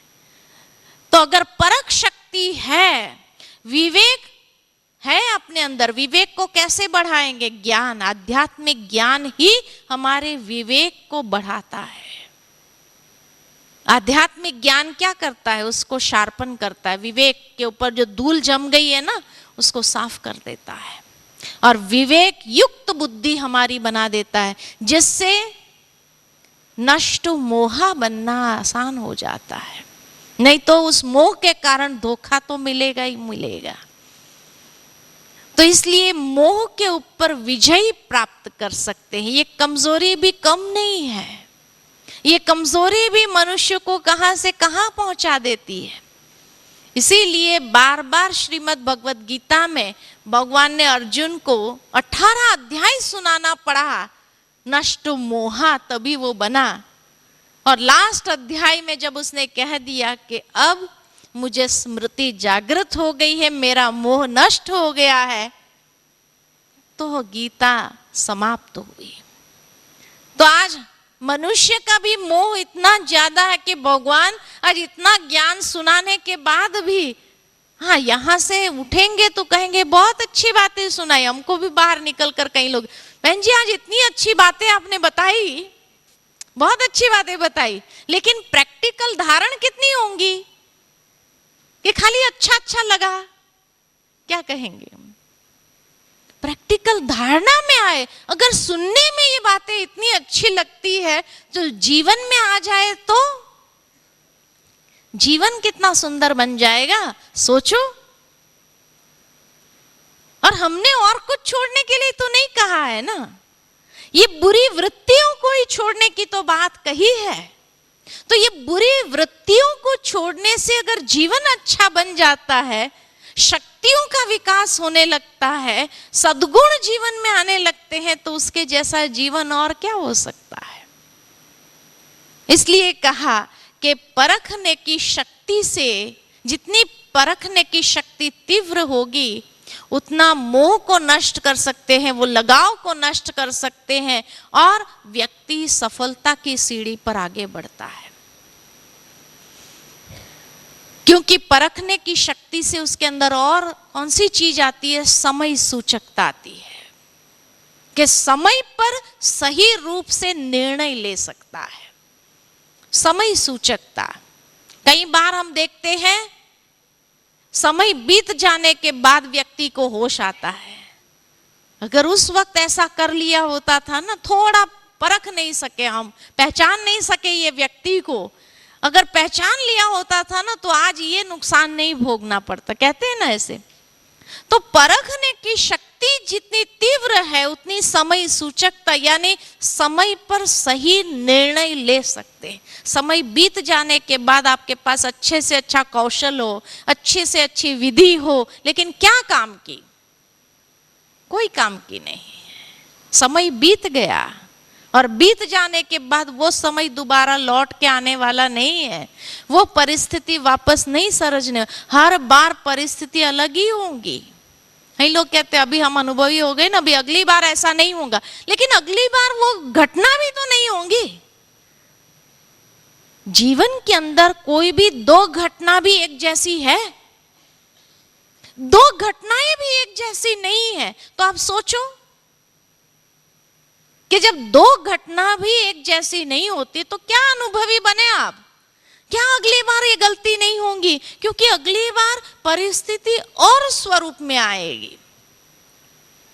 बचपन में जो परिस्थितियां हमारे सामने आई, युवा में आई क्या ऐसी स्थिति? अभी आई क्या? आगे आएगी क्या? नहीं आ सकेगी। समय बदलता जा रहा है, मनुष्य की मनोवृत्ति बदलती जा रही है, सब कुछ बदलता जा रहा है, सब में तमो प्रधानता बढ़ती जा रही है, तो परिस्थिति और विकट होती जाएगी। तो जो परिस्थिति में आज धोखा खाए, अभी अगली बार नहीं खाएंगे, अगली बार वो बात आनी ही नहीं है। आप क्या तैयारी करके बैठे हैं? अगली बार कैसे रूप में आएंगी क्या मालूम? इसके लिए पहले तैयार, नहीं तो हर बार धोखा खाएंगे और फिर कहेंगे अगली बार नहीं होगा। कई बार कई बच्चे भी माँ बाप को कहते हैं ना, अब अगली बार ये गलती नहीं होगी, लेकिन अगली बार वो आना ही नहीं है ना, और फिर वो दूसरी गलती करके आता है, कहेंगे अभी समझ गया ना, अभी अगली बार फिर नहीं होंगी, लेकिन वो अगली बार आता ही नहीं है। और इसीलिए जिस व्यक्ति की परख शक्ति ही तीव्र नहीं है, तो वो हर बार धोखा खा करके यही कहेगा अब अगली बार नहीं करेंगे, अगली बार ऐसा नहीं होगा, अगली बार ऐसा नहीं होगा। लेकिन समय बीत जाने के बाद ही होश आता है, लेकिन तब तक तो सब कुछ गंवा देते हैं। इसलिए समय सूचकता, समय पर सही निर्णय लेना। लेकिन ये निर्णय लेने के लिए तराजू के अंदर कोई भी चीज रखो, निर्णय कब बराबर आता है? हीरा रखो या पत्थर रखो, निर्णय कब बराबर आता है? जब बीच का कांटा एकाग्र होता है तब। अगर बीच का कांटा थोड़ा भी इधर उधर झुका होगा तो निर्णय यथार्थ नहीं है। इसी प्रकार अगर जीवन के अंदर कोई भी परिस्थिति, कैसी भी परिस्थिति आए, लेकिन उसमें सही निर्णय लेने के लिए मन का कांटा एकाग्र होना बहुत जरूरी है, तभी यथार्थ निर्णय होगा। व्यक्ति के अंदर एकाग्रता की कमी होगी तो कोई बात में सही निर्णय नहीं मिलेगा। हर बार गलत निर्णय लेगा। इसीलिए आप देखेंगे कि एक धनुर्धारी जो होता है ना, जिसको अपना बाण लगाना है निशाने पर, बराबर साधता है, निशाना बराबर साधता है, लेकिन निशाने लगाने के वक्त थोड़ा अंगूठा हिल गया, इधर थोड़ा इतना हिला, लेकिन वहां निशाने पर कितना हिला, बहुत बड़ा फर्क पड़ गया। ठीक इसी प्रकार अगर समय पर जहां निर्णय लेना है और उस वक्त मन थोड़ा हिल गया, अपनी एकाग्रता की स्थिति से हिल कैसे जाता है, जब कहीं ना कहीं कोई बात के प्रभाव में आ गए, किसी की बातों के प्रभाव में आ गए और सोचते हाँ ये जो कह रहा है ना वो सही कह रहा है, तो इतना हिल गए ना, अब उसकी बातों के प्रभाव में आकर के निर्णय लिया, तो वो कांटा एकाग्र नहीं था, थोड़ा ये व्यक्ति के प्रभाव में आकर के इतना उसके तरफ झुका और फिर निर्णय लिया, तो निशाने में क्या होगा, सफलता मिलेगी, असफलता मिलेगी। फिर कोई व्यक्ति पूछते हैं कि भाई आप तो इतने समझदार हैं, आपने ये गलत निर्णय कैसे ले लिया, तो कहते क्या करें, मेरी बुद्धि की कमाल नहीं है, इसकी बुद्धि की कमाल है, उसकी बुद्धि पर हम चलने गए ना इसलिए ऐसा हुआ। अरे भाई आपके पास बुद्धि है तो उसकी बुद्धि का क्यों इस्तेमाल किया, यानी उसके प्रभाव में क्यों आए, आप सोच सकते थे, पहचान सकते थे, आप तो विवेकवान हैं, आप अपनी एकाग्रता को बनाए रखते थे, उसके प्रभाव में आने की जरूरत ही नहीं थी आपको, तो निर्णय सही लेते थे और सफलता मिल जाती थी। तो इसीलिए जब भी अगर बीच का कांटा थोड़ा भी हिला, किसी के प्रभाव में आकर के निर्णय लिया, तो वो निर्णय हमेशा गलत ही होगा। तो निर्णय शक्ति को बढ़ाने के लिए क्या चाहिए, कौन से गुणों की आवश्यकता है?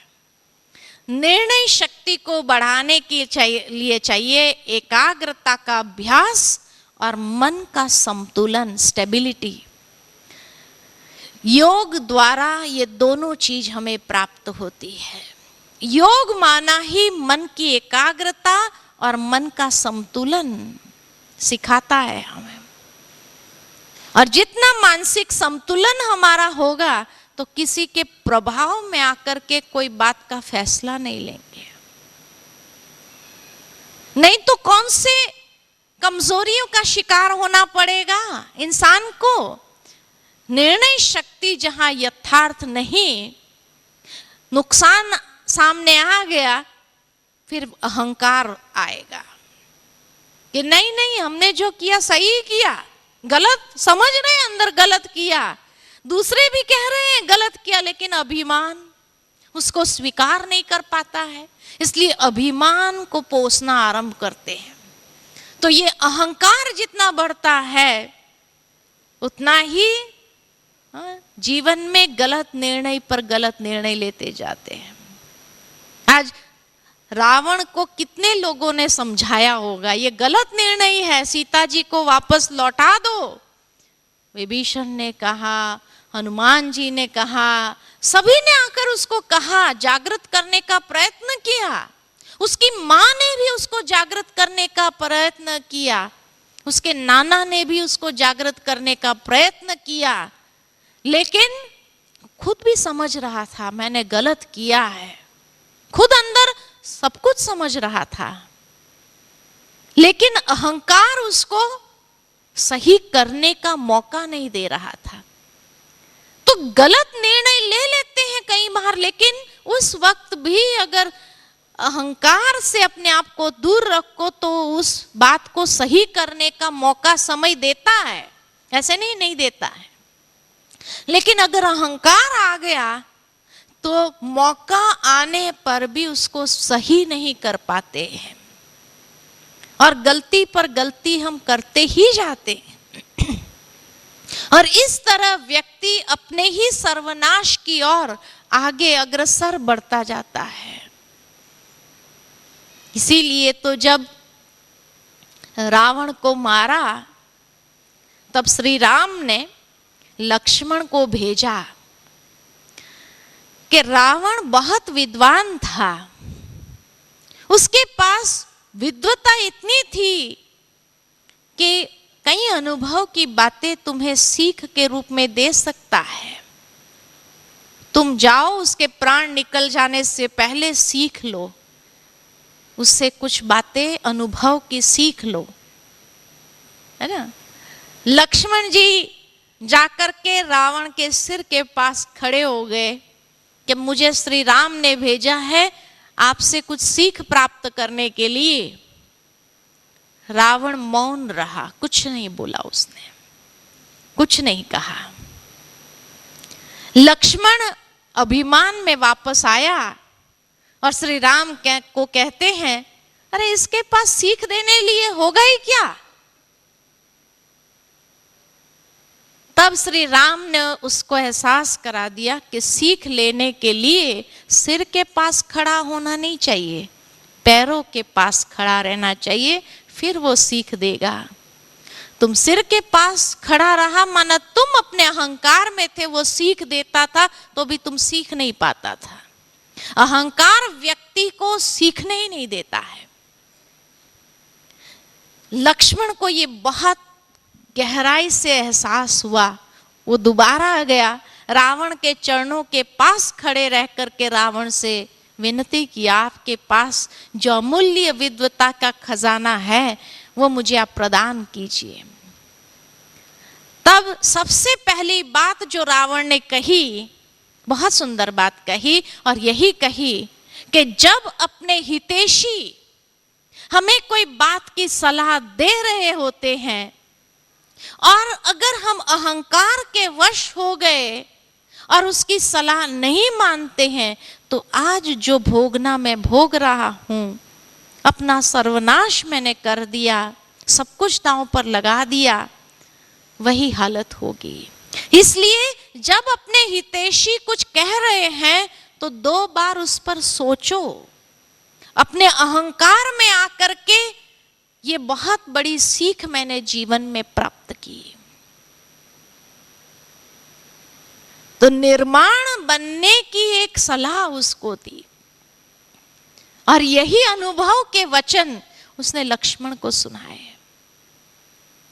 तो इसलिए कहा कि अहंकार पर विजय प्राप्त करने के लिए जितना मानसिक संतुलन हमारा होगा, मन की एकाग्रता को विकसित करेंगे, समय पर सही निर्णय ले पाएंगे। और अगर समय पर नहीं भी निर्णय लिया तो अहंकार वश मौका जो आता है सुधरने का, उसको ठोकर न मार दे, नहीं तो वो मौका फिर बार बार नहीं आता है।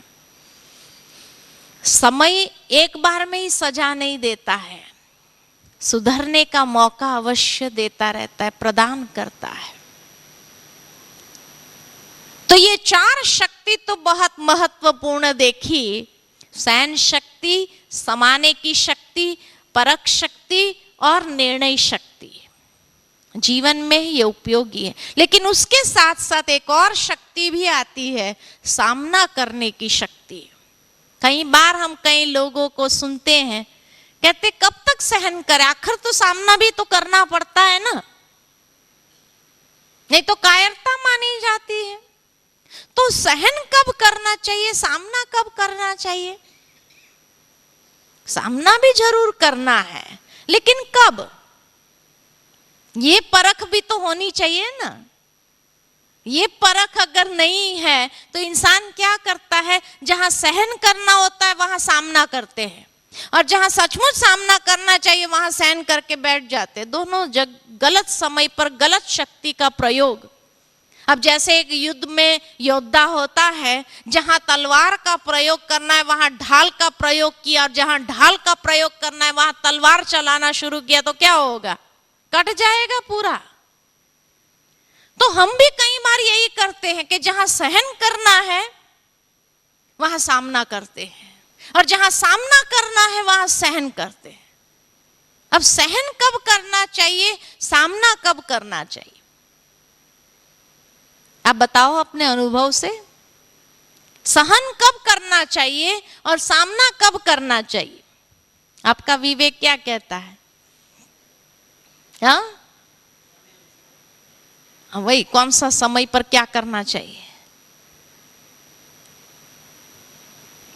कौन से समय पर कौन सी शक्ति का प्रयोग करना चाहिए? दोनों जरूरी है, दोनों का बैलेंस भी जरूरी है जीवन में, सहन करने का, सामना करने का। लेकिन सहन कब करना चाहिए, सामना कब करना चाहिए?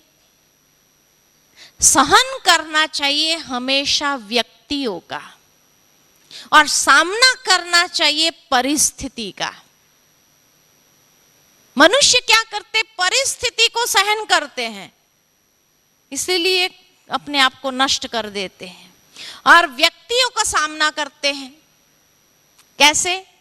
आज कई बार ट्रेन में जाते हैं, ट्रेन में कई बार ये दृश्य देखने को मिलता है कि रिजर्वेशन वाले होते हैं ना, वो अपने आप को चौड़ा फैला करके बैठते हैं और ये भूल जाते हैं कि दिन के समय में रिजर्वेशन जो होता है स्लीपर का नहीं होता है, सिटिंग का होता है।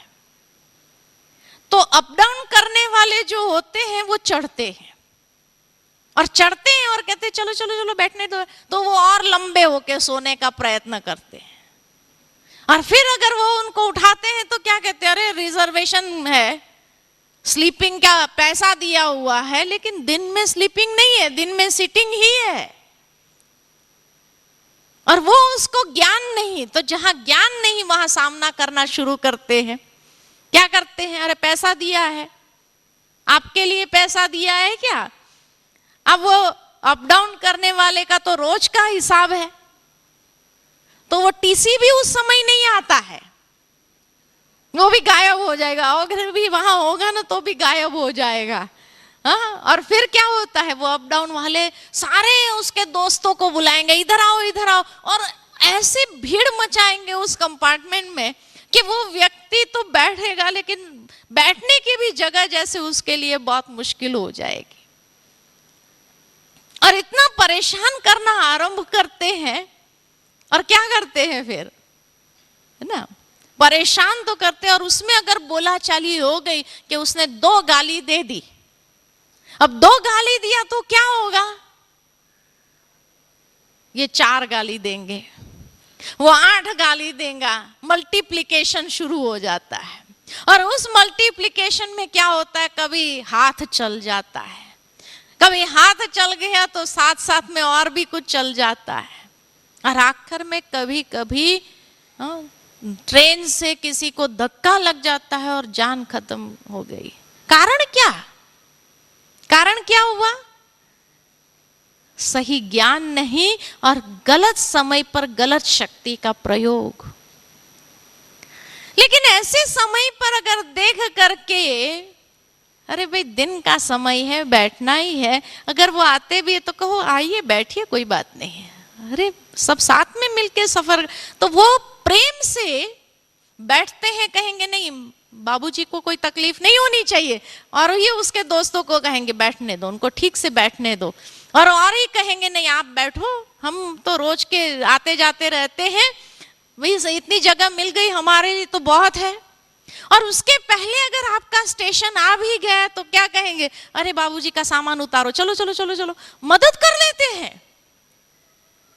तो देखो, जहां व्यक्तियों का सामना अगर करने गए ना तो जान गंवानी पड़ती है, लेकिन अगर व्यक्तियों के साथ सहन करके, फ्लेक्सिबिलिटी से एडजस्टमेंट करके अगर चलने लग पड़े तो क्या हो जाएगा, एक दूसरे का सहयोग मिल जाता है और कोई परेशानी नहीं होती है। बहुत सुंदर रीति से आगे हम अपनी यात्रा सफर कर लेते हैं, है ना, जीवन की यात्रा भी अच्छी तरह से पार कर सकते हैं। लेकिन सामना करने में, यात्रा पार करने में मजा नहीं है। तो ये जीवन भी तो एक यात्रा है ना, कितने मुसाफिर आते जाते हैं, इसलिए। और लेकिन परिस्थिति जब आए तो उस समय उसका सामना करके पार करो। परिस्थिति ऐसी क्रिएट हो गई तो उस समय भी एक होकर के उसको निर्भयता से पार करो।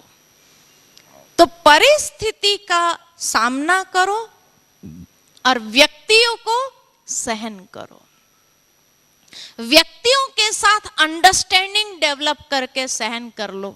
दो बातें अगर सहन भी करनी पड़ी तो कोई बड़ी बात नहीं है, बढ़ेगा नहीं। लेकिन परिस्थिति जब आई तो सहन करके बैठो नहीं, क्योंकि वो नष्ट कर देगी आपको। इसलिए परिस्थिति का सामना करो। और निर्भयता और साहस, ये दो गुण तब व्यक्ति के अंदर विकसित भी होते हैं। और निर्भयता और साहस के आधार पर परिस्थिति को पार करके और ही आगे का रास्ता सरल हो जाए। थोड़ी बहुत मुसीबतें आएंगी, वो मुसीबत का सामना करते हुए पार कर लो। और उसमें भी अगर संगठित रूप में पार हो जाएगा तो और भी सहज हो जाएगा। इसलिए व्यक्तियों का जब सहन करना पड़ता है, सामना करेंगे तो टूट जाएगा, संगठन नहीं बनेगा। और जब टूट जाएगा तो फिर आगे का रास्ता अकेले तय करना भी बहुत मुश्किल हो जाएगा। कोई आसपास रहेगा नहीं और टूट जाएंगे, परिस्थितियों के बोझ के तले दब जाएंगे। इसलिए ऐसे समय पर संगठन बना लेना आवश्यक है, क्योंकि उससे कौन सी शक्ति के कौन सी कमजोरी के ऊपर विजय प्राप्त कर सकते हैं? सामना करने की शक्ति से कामनाओं पर, इच्छाओं पर विजय प्राप्त कर सकते हैं। परिस्थिति के समय इच्छाएं नहीं आ जाती है, उसके ऊपर विजयी हो जाते और एडजस्टमेंट करने की पावर बढ़ जाती है। और एडजस्टमेंट करने के साथ साथ उसको क्रॉस करना सहज हो जाता है। अगर उस वक्त इच्छा मुझे तो ऐसा ही चाहिए ना, मुझे तो ऐसा ही चाहिए ना, यही चाहिए, तो क्या होगा? और भी सबसे दूर हो जाएंगे और वो इच्छाएं आपको कभी कभी और परेशानियों में डाल देंगे और परेशानियां बढ़ जाएगी। इसलिए सामना करने की शक्ति से कामनाओं पर विजय सहज हो जाता है। और तब आगे की शक्ति है सहयोग की शक्ति, संगठन बन जाता है। बचपन में ये याद आता है कि बहुत सुंदर एक कहानी घर में सुनने को मिली थी।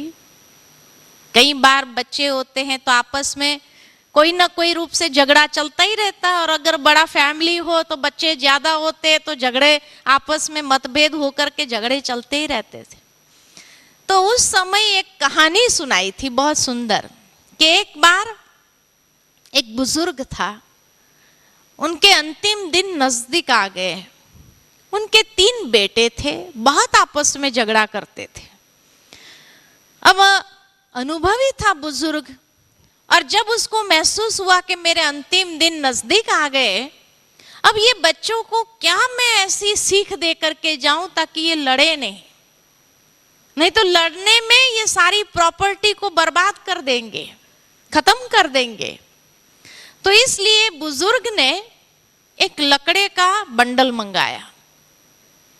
बंडल मंगा करके तीनों बेटों को बुलाया और बंडल मंगा करके कहा, ये लकड़े का जो बंडल है ना, उसको खोल दो, एक एक लकड़ियां अलग अलग कर दो। खोल दिया, लकड़ियां अलग अलग हो गई, सबको एक एक लकड़ी दिया और कहा इसको तोड़ो। फटाक दे के तोड़ दिया और फिर कहा अच्छा बंडल बांध दो, अभी बांध दिया। अब कहा अब इसको तोड़ो, कहा ये थोड़ी टूटेगा। बुजुर्ग ने कहा यही तो मैं समझाना चाहता हूं कि अगर आप एक होकर के रहेंगे तो कोई आपको तोड़ नहीं सकेगा, लेकिन अलग अलग हो गए ना, कोई भी आपको तोड़ देगा, आपकी क्षमता क्षीण हो जाएगी। तब ये बच्चों को संगठन की वैल्यू का पता चला और तब से लेकर के जीवन के अंदर प्रतिज्ञा किया एक होकर के रहने की, और इतना एक होकर के चले कि कोई उनको तोड़ नहीं पाया। संगठन की शक्ति का, एक दूसरे को सहयोग देने लेने की शक्ति का ये प्रमाण है। इसीलिए कई बार कहा भी जाता है कि सहयोग देना और लेना ये दैवी गुण है, दैवी लक्षण है। और किसी को सहयोग न देना, न किसी का सहयोग लेना, ये आसुरी लक्षण है। अब इसमें दैवी लक्षण आसुरी लक्षण कैसे हो गए? तो वो कहानी तो आपने शास्त्र में सुनी होंगी कि एक बार इंद्र राजा ने दावत रखी, उसमें देवताओं को भी बुलाया और असुरों को भी बुलाया।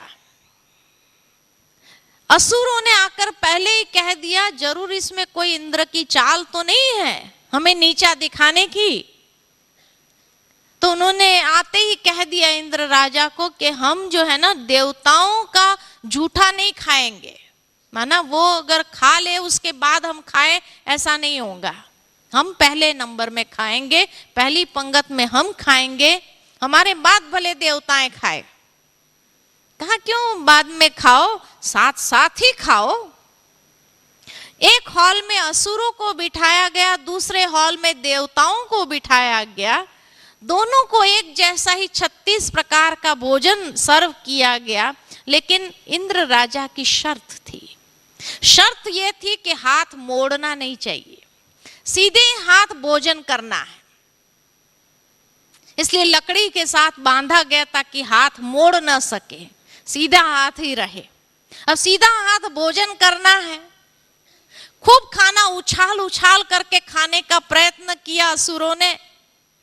सारा हॉल इतना गंदा कर दिया जो बात मत पूछो, और खा भी नहीं सके। देवताओं के लिए भी यही शर्त थी कि सीधा हाथ रख के ही भोजन करना है। उनके हाथों को भी बांध दिया गया, लेकिन बड़े प्यार से शांति से भोजन कर रहे थे, क्योंकि एक दूसरे के सामने बैठ गए, एक दूसरे को खिलाना शुरू कर दिया। जब एक दूसरे को खिलाना शुरू कर दिया तो भरपेट भोजन कर लिया। लेकिन क्योंकि असुरों में आपसी यूनिटी नहीं थी, सहयोग की शक्ति नहीं थी, इसीलिए भोजन का भी आनंद न ले पाए और भी अव्यवस्था खड़ी कर दी, इतना गंध खड़ा कर दिया और भोजन भी नहीं कर पाए, स्वाद भी नहीं ले पाए। असुरों ने कहा, देखा ये इंद्र की चाल थी, हमें भोजन न करने की, 36 प्रकार के भोजन रख करके हमें भोजन खाने न देने की ये चाल थी। इंद्र ने कहा, आप जाकर के देवताओं के कक्ष में देख लो, वो भी खा रहे हैं, इसी विधि के साथ खा रहे हैं।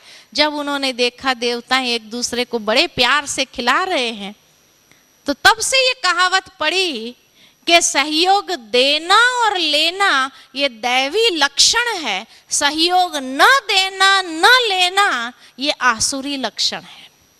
अब अपने आप को देखो, हम कौन से लक्षण वाले हैं? हाँ, क्या करते हैं? सहयोग देना और लेना। तो आज के बाद अगर कभी भी कोई ऐसी बात आ जाए तो अपना सहयोग पहला देना। सहयोग देने से दैवी लक्षण विकसित होंगे। लेकिन सहयोग देने के लिए भी कुछ गुणों की आवश्यकता है, वो है प्रेम और समझदारी। एक तो आपसी प्रेम होना चाहिए, दूसरा समझदारी से एक दूसरे को खिलाने की विधि अपनाई। तो समझदारी, वो लकड़े का बंडल मंगा करके वो समझदारी दी। तो जहां प्रेम और समझदारी है वहीं सहयोग की शक्ति विकसित होती है। क्योंकि अगर सहयोग की शक्ति नहीं है तो कौन सी कमजोरी जीवन के अंदर वार करेगी? मनुष्य जीवन के अंदर सहयोग की शक्ति अगर नहीं है तो नफरत विकसित होने लगेगी। और जहां सहयोग है, प्रेम समझदारी है, वहां नफरत के ऊपर विजय प्राप्त कर सकेंगे। तो ये कमजोरियों भरा जीवन किसी को पसंद नहीं है वैसे देखा जाए तो, लेकिन उसके ऊपर विजयी होने के लिए कौन सी शक्ति को विकसित करे ये ज्ञान नहीं है। इसीलिए तो आज इस ज्ञान के आधार से ये शक्तियों का विकास करे और ये कमजोरियों भरा जो जीवन है उससे मुक्त हो जाए, तो जीवन के अंदर सचमुच स्वतंत्रता का आनंद अनुभव करने लगेंगे। यही प्रैक्टिकल जीवन जीने की कला है। लेकिन उसके साथ साथ और एक शक्ति की आवश्यकता है जो एक कछुए में से हमें सीखने को मिलती है, विस्तार को संकीर्ण करने की शक्ति। कछुआ अपने इंद्रियों को विस्तार करता है और जब कहीं खतरा देखता है, कहीं कुछ देखता है तो अपनी इंद्रियों को संकीर्ण लेता है। कर्म योगी बनने की प्रेरणा देता है कि जब कर्म योगी बनना है तो अपनी इंद्रियों को विस्तार में भी लाओ, कर्म करो। लेकिन जब कोई कमजोरी का खतरा देखो कि अब यहाँ कुछ कमजोरी के आधार पर लड़ाई झगड़ा कुछ आरंभ होना है, तो क्या करो? संकीर्ण लो, उसमें इन्वॉल्वमेंट नहीं करो अपना। क्योंकि आज की दुनिया के अंदर जैसे कहा जाता कि किसी के भी झगड़े में अगर शुभ भावना के साथ भी इन्वॉल्व होने गए ना, वो तो एक हो जाएंगे, लेकिन आप कहीं उसका शिकार न बन जाओ। तो इसलिए विस्तार जहां करना है विस्तार भी करो, कर्म भी करो, लेकिन कर्म समाप्त हो तो अपने आप को व्यर्थ में, अपनी इंद्रियों को की शक्ति को व्यर्थ नहीं गवाओ, संकीर्ण लो। लेकिन ये शक्ति के लिए भी कौन से गुणों की आवश्यकता है? डिटैचमेंट और अंतर्मुखता। जितना अंतर्मुखी, तो कहा ही जाता अंतर्मुखी सदा सुखी, बाह्यमुखी सदा दुखी। ज्यादा बात करने की जिसको आदत होती है ना, वो हमेशा कुछ ना कुछ ऐसी बातें बोल देते हैं जो नुकसानी होना है। तो बाह्यमुखी सदा दुखी, अंतर्मुखी सदा सुखी। तो संकीर्ण लेकर के अंतर्मुखी हो जाओ और अंतर में जब रहो, अपनी ही शक्तियों का आनंद लेते रहो अंदर ही अंदर, और उसी हिसाब से आप कई प्रकार की बुराइयों से न्यारे हो जाएंगे, किनारे कर लेंगे। तो ये गुण हमें ये शक्ति को विकास करने में मदद करता है। लेकिन इससे कौन सी कमजोरी खत्म हो जाती है? संकीर्ण करने की शक्ति से लोभ। जब लोभ व्यक्ति के अंदर आता है ना, तो वो संकीर्ण नहीं कर सकता। ये भी चाहिए, वो भी चाहिए, वो भी चाहिए, लोभ। इतना लोभ की वृत्ति, आसक्ति उसके अंदर आ जाती है और उसको इकट्ठा करने में क्या होता है, जब संकीर्ण करने की आवश्यकता होती है तो भी संकीर्ण कर नहीं पाता, इसीलिए शिकार बनता है। तो इसलिए संकीर्ण करने की शक्ति से लोभ के ऊपर, आसक्तियों के ऊपर विजय प्राप्त कर सकते हैं। और अंत में जो 8वीं शक्ति है वो है समेटने की शक्ति। जैसे बाहर गांव जाना होता है ना, तो बैग बिस्तर समेट लेते हैं, लेकिन सारा घर तो उठा के नहीं ले जाते हैं ना, जो जरूरी सामान है वही ले लेते हैं। लेकिन इसमें भी 2 चीज जरूर बनाएंगे, एक अटैची बनाएंगे और एक बिस्तरा होगा। अटैची के अंदर क्या डालेंगे, बिस्तरे के अंदर क्या डालेंगे? भाई जो वैल्यूएबल्स होगा वो अटैची में डालेंगे और बिस्तरे के अंदर रास्ते में काम आने वाली चीजें डाल देंगे। बिस्तरा कहां भी पड़ा होगा ना, कोई उठाएगा नहीं, कोई हाथ नहीं लगाएगा, कोई भी बैठ जाएगा करेगा, मालूम है कोई उठा के ले जाने वाला नहीं है इसको। लेकिन अटैची को संभाल संभाल के रखेंगे, ताला लगा के रखेंगे, चेन लगा के रखेंगे और बार बार देखते रहेंगे अटैची है ना, अटैची है ना, है ना। वैल्यूएबल्स जो अंदर पड़ा है, बिस्तरे के तरफ ध्यान भी नहीं देते। ठीक है, जीवन की मुसाफरी जो है उसमें भी 2 चीजें जरूर चाहिए, एक अटैची और एक बिस्तरा। लेकिन अटैची में क्या डालेंगे, बिस्तरे में क्या डालेंगे? अटैची में वैल्यूएबल्स। वैल्यूएबल्स क्या है आत्मा के लिए? अपने सद्गुण, पुण्य कर्म, ये वैल्यूएबल्स है, जो दुआएं हैं। तो उनकी अटैची तैयार करनी है। और बिस्तरा बनाना है पाप कर्म का, वो भी तो साथ में चलेगा ना। तो पाप कर्म को पैक कर देना, लपेट देना है। वो बिस्तरा कहां भी पड़ा रहेगा ना, हमारे पाप कर्म को कोई हाथ नहीं लगाएगा। लेकिन अटैची पर सबकी नजर रहती है, इसलिए उसको संभाल के रखना है। दुनिया के अंदर जैसे मुसाफरी में जाते हैं, अटैची के ऊपर चोरों की भी नजर होती है, चोरी हो जाता है। इतना ध्यान रखने के बाद भी कई बार जीवन की मुसाफरी में भी कई बार हमारी अटैची ही चोरी हो जाती है। अटैची कैसे चोरी होती है? हमारे सद्गुण कैसे चोरी होते हैं? पुण्य कर्म कैसे चोरी होते, पता है? हाँ, नहीं पता है। आप सोचेंगे मेरे में तो इतने सद्गुण है, मेरी अटैची भरी हुई है, लेकिन ऊपर जाके देखो सब खाली है। तो सद्गुणों की चोरी कैसे होती है?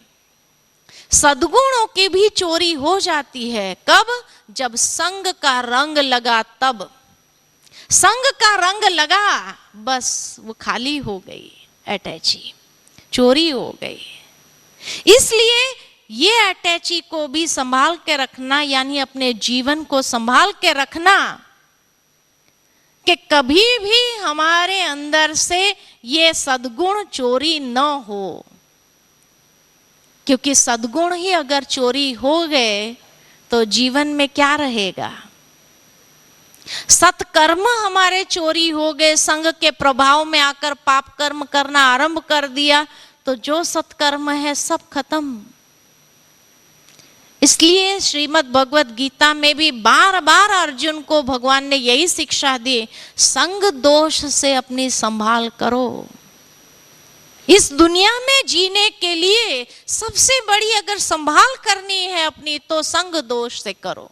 क्योंकि उसी से जीवन में इतना व्यर्थ आने लगता है, निकम्मी चीजें अंदर जीवन में आने लगती है संग दोष के प्रभाव में, कि जो आत्मा की समर्थी है वो सब समर्थी नष्ट हो जाती है, खत्म हो जाती है। जो आत्मा की सारी शक्ति है वो सारी शक्ति क्षीण हो जाती है। इसलिए पाप कर्म को कोई हाथ नहीं लगाएगा, संग दोष में भी पाप कर्म के कोई भागीदार नहीं बनेगा। वो पाप कर्म तो आपको खुद को ही भोगना है ना। लेकिन सत्कर्मों के ऊपर सबकी नजर होती है कि हमारे पास सत्कर्म नहीं, ये इतना सत्कर्म की अटैची भर के कहां चले, इसलिए छीन लो, उसकी भी खत्म कर दो। तो संग दोष के प्रभाव में ला करके सारी आत्मा की जो समर्थी है, जो शक्ति है, वो क्षीण हो जाती है। और इसीलिए आत्मा में कमजोरी आती है। और अनेक कमजोरियों का शिकार, संग दोष में फंसे तो अनेक कमजोरियों का शिकार स्वतः बनने लग जाते हैं। तो ये शक्ति हमारे जीवन में किस लिए चाहिए? क्योंकि उससे हम अपने जीवन को कई प्रकार की कमजोरियों से सुरक्षित रख सकते हैं और अपने जीवन को शक्तिशाली, समर्थ बनाते हुए आगे बढ़ सकते हैं। दूसरा, समेटने की शक्ति का मतलब, बातें अनेक आएगी आपके सामने, लेकिन बातों को समेटना सीखो, उसको और ज्यादा फैलाना नहीं सीखो। जितना ज्यादा फैलाएंगे उतना कभी कभी वही आपके सामने आएगी जीवन के सफर में। इसलिए कोई बात हो गई, चलो जो हो गया सो हो गया, बिंदी लगा दो, समेट लो, इसको खत्म कर दो। तो समेटते जाएंगे। अगर बात सही नहीं है तो समेटते जाओ, उसको खत्म करते जाओ, उसको बढ़ाते नहीं जाओ। क्योंकि कई लोगों के अंदर ये आदत होती है बातों को बढ़ाने की। होगी छोटी सी बात, लेकिन वो छोटी सी बात बढ़ा बढ़ा करके इतना बड़ा स्वरूप करेंगे जो राई का पहाड़ बना देंगे। और पहाड़ से तो टकराना पड़ेगा ना। फिर वो पहाड़ जब आपके रास्ते में खड़ा होगा तो उसको क्रॉस करना भारी किसको लगेगा? खुद को ही लगेगा। तो इसलिए जितना पहाड़ जैसी बात को भी राई बनाकर फुल स्टॉप करके खत्म करो, समेट लो इसको। समेटना अगर जिसको आता, ये कला जिसको आ गई, तो जीवन में कई प्रकार की शक्ति आपकी व्यर्थ जो खर्च हो रही है उससे आप बचते जाएंगे। तो इसलिए व्यर्थ से बचो, वेस्ट थॉट्स नहीं तो बहुत चलेंगे और आपकी आत्मा की शक्ति सारी क्षीण हो जाएंगी वेस्ट थॉट्स में। तो व्यर्थ की बातों को समेटते जाओ, यानी फुल स्टॉप लगाते हुए बिंदी लगा दो और आगे बढ़ो, उसको बढ़ाओ नहीं तो खुद ही बेचैनी का अनुभव करेंगे। जैसे श्वास हमारा रुक रहा है ऐसा अनुभव होगा, क्योंकि वो बातें कभी कभी सामने आएगी और उस समय पश्चाताप होगा, नाहक मैंने ही बढ़ाया था, अगर नहीं बढ़ाते थे तो ये बात आनी ही नहीं थी आज। कहते हैं ना, बाद में महसूस करते हैं व्यक्ति और रियलाइज करते हैं। तो इसलिए रावण के ये 10 सिर काटना है और देवियों की भुजा की तरह हमें भी अपनी शक्तियों का विकास करना है। यही जीवन जीने की सच्ची कला है, यही जीवन जीने का आधार है। तो ये जीवन की कला सीख करके अपने जीवन को क्या करो, सुगंधित बना दो। इसीलिए देवियों की इतनी पूजा करते, लेकिन पूजा कर लेने से शक्ति नहीं आ जाएगी, उससे प्रेरणा लेते जाओ, एक एक शक्ति की प्रेरणा अपने जीवन में लेते जाओ और अपने जीवन को धन्य धन्य बनाते चलो आगे। तो ईर्ष्या, नफरत, अहंकार, क्रोध, ये सारी कमजोरी समाप्त हो जाएगी। तो कितना सुंदर जीवन का गुलदस्ता बन जाएगा, हमारे संसार कितना सुंदर एक गुलदस्ते की तरह महकने लगेगा। हर एक के अंदर कोई ना कोई विशेषता जरूर है, उस विशेषता का प्रयोग करके उसका सहयोग लेते हुए आगे बढ़ते चलो, ठीक है ना। तो ये है जीवन में जीने की कला, जिसके लिए जो शक्ति चाहिए वो और कमजोरियों के ऊपर विजय, यही यथार्थ जीवन जीने की कला है। ओम शांति।